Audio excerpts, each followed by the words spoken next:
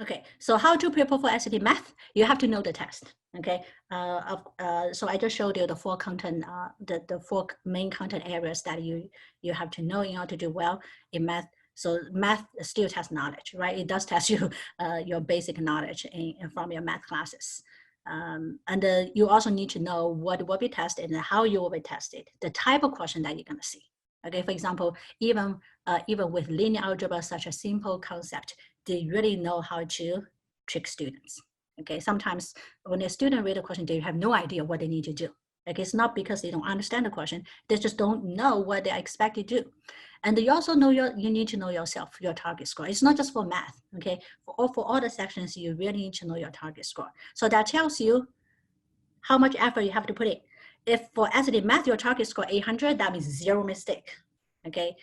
Sometimes you don't even have a chance to get 790, because sometimes if you make one mistake, your score will be deducted by 20 or even 30 points.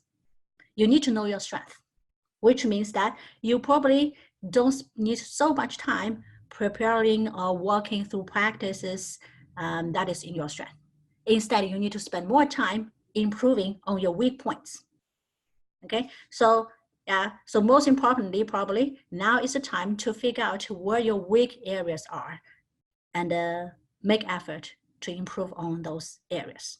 So how can you know your weaknesses?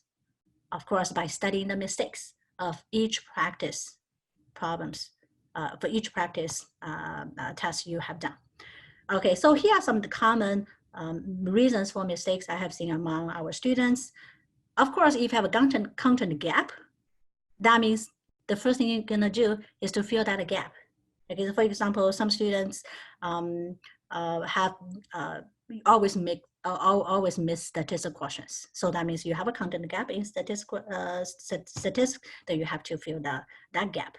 Time management, that just tells you you cannot spend too much time with any problem. Okay, there's no problem, not a single problem that's worth all your time. Each problem is weighted equally. And that also means that you probably want to, if you feel that a problem is hard to solve, or at least you cannot see a problem that you can solve within 2 minutes, that means you are not in the right track. So you should skip and then move on to work on other problems. And after you finish all the other problems, you can come back to this problem. Problem comprehension, okay? So usually students have that problem when they encounter problem solving questions, okay? So you just have to get used to how those questions are phrased. You really need to know what's the underlying math concept being tested in those problems. Test nervousness, if you feel that you tend to be too nervous during, we all feel nervous during a test. It's just like too nervous. If being too nervous can really cause some negative impact on our test performance. If that's you, what can you do?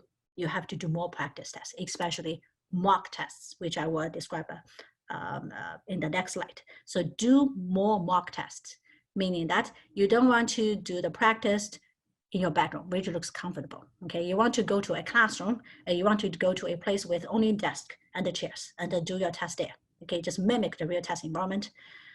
Careless mistake, I have heard a lot of students telling me that, okay, that's a careless mistake.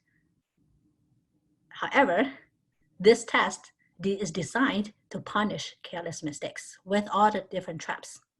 This test is not hard, but they don't want all students to get 800, right? Therefore, they have to design the traps in the test. Therefore, if you are a very careless person and you are one of the targets of this test, okay, so please, there's no careless mistake. That's not an excuse for making mistakes in SAT math.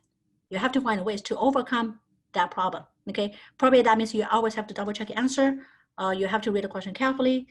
You even have to use a pencil to do annotations, so like doing a reading test, right? You annotate the key phrase. Don't miss any important information. You also need to know and to practice with test strategies. So in our classes, we go through all the test strategies with students and also tell them, well, don't be just content with knowing how to solve a problem. You always want to think, is there a better approach to solving this problem? Okay, so you need to ask this question if you spend more than 1 minute to solve a problem. All the problems in SAT math can be solved within 1 minute, less than 1 minute. If you spend like 2 minutes solving the problem, yes, you get the right answer, but definitely that's not the best approach. So for example, we always tell students that for a multiple choice questions, you always want to study answer choices before deciding how to solve problems, okay? You don't want to solve the problem all by yourself and then compare your answers with answer choices, okay? Actually, most of the time, you're just halfway into the problem by looking at answer choices, you already know which answer choice must be correct, okay? Ballparking, that means doing educated guess. If you have a good number sense, sometimes the best answer, the best way to solve a problem is not to solve a problem directly, but plugging the answer choice back into the equation you have written. And figures are drawn to scale.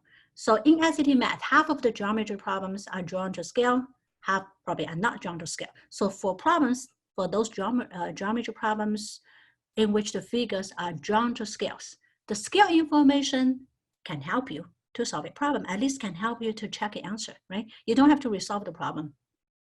For long word problems, you need to know how to divide and conquer, okay? That means you take each piece with mathematical meaning, translate that English into math, and after you have done the translation, based on the very last sentence, which tells us what we need to solve for, you decide how you combine the equations, inequalities that you have written down, and that's how you solve a multi-step problem. You really need to double check answers, okay? Because by the time when we reach to the fourth section, the math calculator section, we are very tight, okay? All the students are very tight at that time.